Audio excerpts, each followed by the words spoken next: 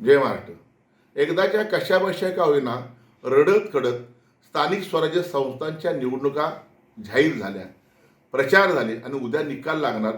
तोपर्यंत निवडणूक आयोगाने जाहीर केलं अनेक ठिकाणच्या काही कारणास्तव न्यायव्यवस्थेच्या सूचनेनुसार निवडणुका पुढे ढकलण्यात येत आहेत आणि निकाली सुद्धा उद्या लागण्या पुढे ढकलण्यात येत आहे.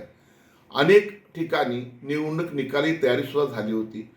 कर्मचारी अधिकाऱ्यांनी चांगल्या पद्धतीने काम केलं होतं. कोट्यवधी रुपये खर्च झाले आणि अशा वेळी अचानक निर्णय बदलला. काय चाललंय ह्या देशभरात? आपल्या निवडणूक आयोग काय करते, त्यावर काम करणारे लोक काय करते, न्यायव्यवस्था कुठल्या दिशेने चाललोय? आपण भरकटलेली लोक आहेत. आपण स्वतः निर्णय घ्यायचे की निर्णय लादून घ्यायचे? कुणाच्या इशाऱ्यावर काम करायचं का? सेटिंग करायचं बाजू होतं, अजून काही शिल्लक होतं का?